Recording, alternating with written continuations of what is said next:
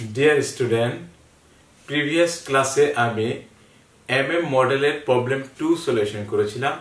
আজ আমি MM মডেলের প্রবলেম 3 সলিউশন করব।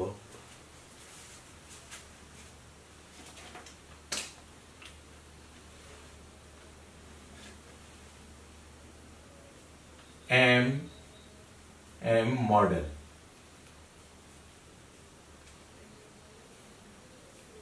প্রবলেম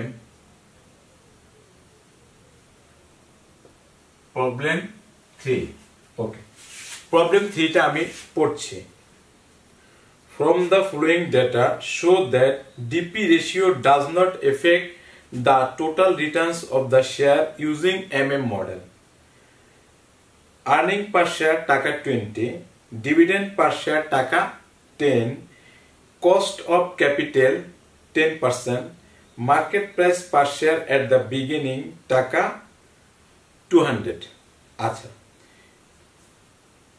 এখানে যেটা আছে আমি একটু বুঝিয়ে দিচ্ছি from the following data show that DP ratio does not affect the total returns of the share using MM model এখানে বলেছে যে DP ratio dividend payout ratio that means dividend দিলে বা না দিলে ডিভিডেন্ড পেইড করলে কি হবে ডিভিডেন্ড পেইড না করলেও টোটাল রিটার্নস এর প্রতি কোনো এফেক্ট হবে না মানে আমাদেরকে দেখাতে বলেছে যে ডিভিডেন্ড পেইড করলে বা ডিভিডেন্ড না পেইড করলে টোটাল রিটার্নস এর প্রতি কোনো এফেক্ট পড়বে না আচ্ছা এখন আপনাদের জন্য টোটাল রিটার্নটা হচ্ছে নতুন একটা কনসেপ্ট টোটাল রিটার্নটা কি টোটাল রিটার্ন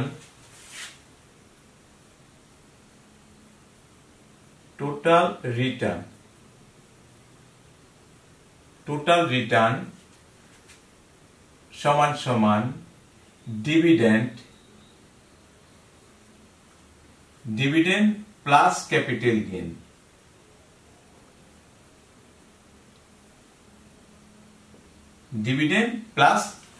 গেইন এখন আমাকে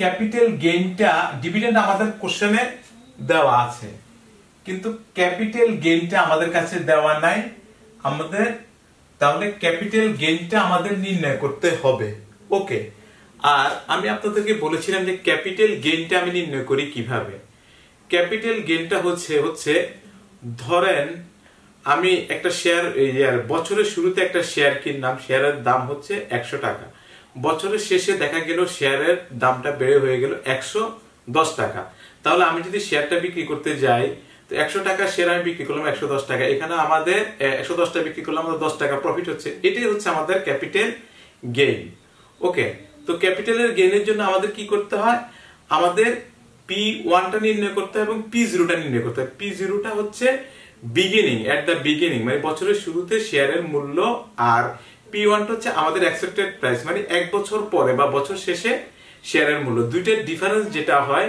সেটা হচ্ছে আমাদের ক্যাপিটাল গেইন যদি বেশিতে বিক্রি হয় তাহলে হচ্ছে ক্যাপিটাল গেইন আর যদি লসও হইতে পারে ওকে ঠিক আছে তাহলে আমাকে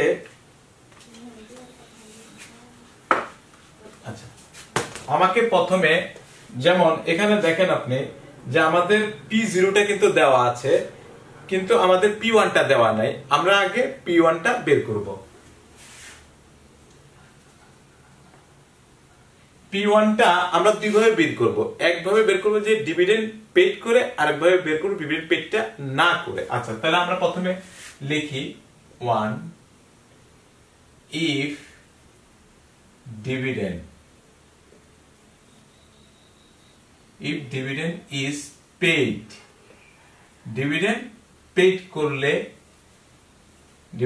করলে কি আচ্ছা তাহলে প্রথমে আমরা লিখি P1 সমান সমান P0 into 1 plus KE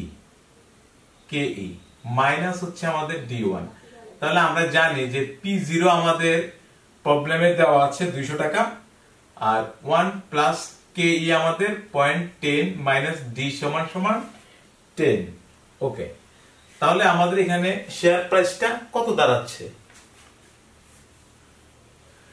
আছে 200 into 1.1 তাহলে এখানে আমাদের দাঁড়াচ্ছে 220 টাকা মাইনাস হচ্ছে আমাদের 10, তাহলে হচ্ছে শেয়ার প্রাইস আসছে 210 টাকা। ওকে, 210 টাকা। এবার আমরা আমাদের ক্যাপিটাল গেইনটা নির্ণয় করতে পারি। সুতরাং ক্যাপিটাল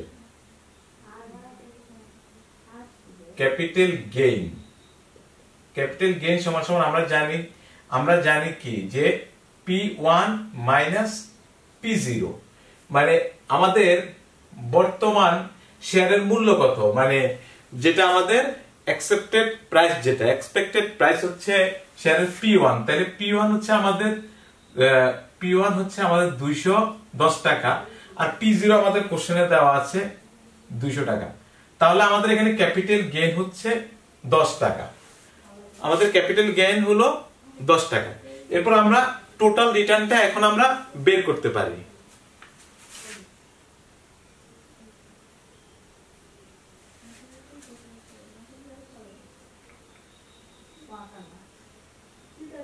টোটাল রিটার্ন সমান সমান কি আমাদের ডিভিডেন্ড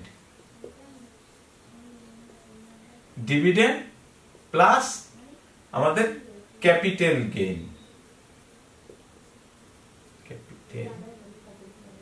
গেইনটা আমি নিচে লিখলাম গেইন।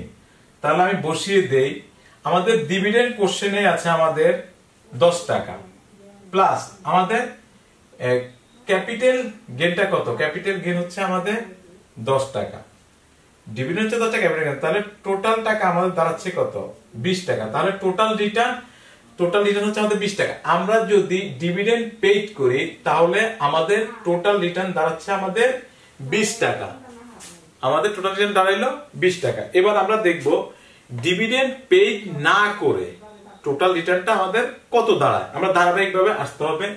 তাহলে এখানে আমি 2 দিয়ে লিখি,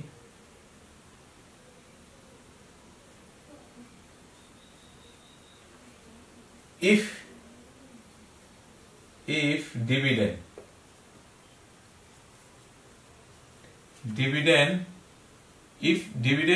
is not paid, ডিভিডেন্ড যদি আমরা পেইড না করি, if dividend is not paid, আচ্ছা তাহলে আমি নির্ণয় করব কি P1 টা আমি নির্ণয় করি। তো P1 সমান সমান P0 into 1 plus KE minus D1। আচ্ছা তাহলে P0 আমাদের আমি জানি 200 টাকা আমাদের আছে, 1 plus KE হচ্ছে 0.10 মাইনাস, আমরা তো ডিভিডেন্ড দিব না, এখানে ডিভিডেন্ডের মান হবে 0, আমরা ডিভিডেন্ড তো দিব না, যেখানে ডিভিডেন্ডের মান 0। ওকে, তাহলে আমাদের এখানে কত দাঁড়াচ্ছে, প্রাইসটা কত দাঁড়াচ্ছে আমাদের 200,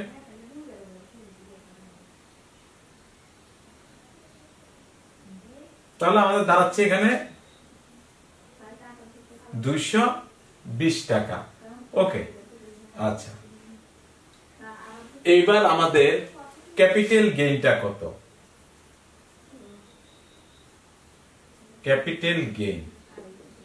ক্যাপিটাল গেইন সমান সমান আমরা P1 মাইনাস P0। আচ্ছা তাহলে এটা P1 এর মানটা তো আমরা পেয়েছি 220, P0 হচ্ছে আমাদের 200, তাহলে এখানে এটা হচ্ছে 20 টাকা। ওকে, আমাদের 20। এখন আমরা যদি এটাকে আমি দুটাকে একটু আলাদা করে দেই, তাহলে টোটাল, এবার আমি বের করব টোটাল রিটার্ন।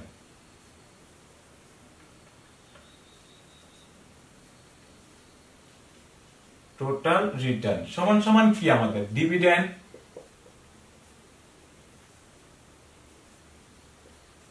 সমান সমান ডিভিডেন্ড প্লাস হচ্ছে ক্যাপিটাল গেইন,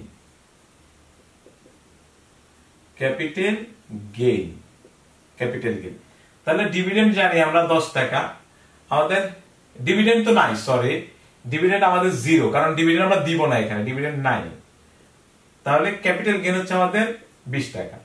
তাহলে আমাদের দাঁড়াচ্ছে কত, টোটাল রিটার্ন দাঁড়াচ্ছে 20 টাকা। ওকে, তাহলে আপনি একটা জিনিস খেয়াল করেন যে আমরা ডিভিডেন্ড যদি পেইড করি তাহলে আমাদের টোটাল রিটার্ন টাকা 20, আর ডিভিডেন্ড যদি আমরা পেইড না করি তাহলে টোটাল রিটার্ন আমাদের টাকা 20।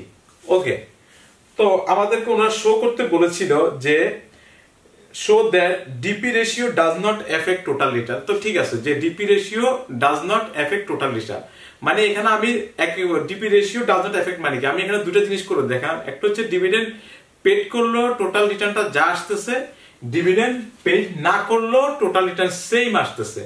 তার মানে dividend ratio DP ratio effect, DP ratio কখনোই টোটাল রিটার্নস কে এফেক্ট করতেছে না, ডিপি রেশিও কখনোই টোটাল রিটার্ন কে এফেক্ট করবে না। ওকে, তাহলে আমি একটা কমেন্ট দিয়ে দিব, কমেন্টটা দিব কি, আমি কমেন্টটা দিয়ে দিই আমি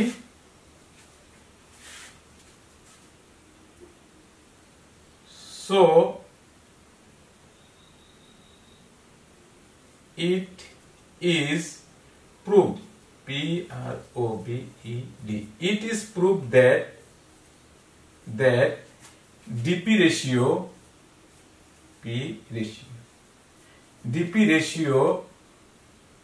does not affect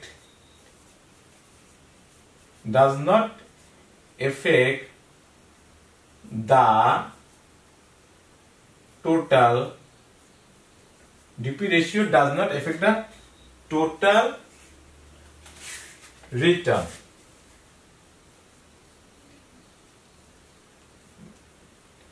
So it is proved that DP ratio does not affect total return. তো আপনাদের প্রবলেম 3 সলিউশন করে ফেললাম। আচ্ছা, এর নেক্সট ক্লাসে আমি প্রবলেম 4 সলিউশন করব। ধন্যবাদ সবাইকে, আল্লাহ হাফেজ।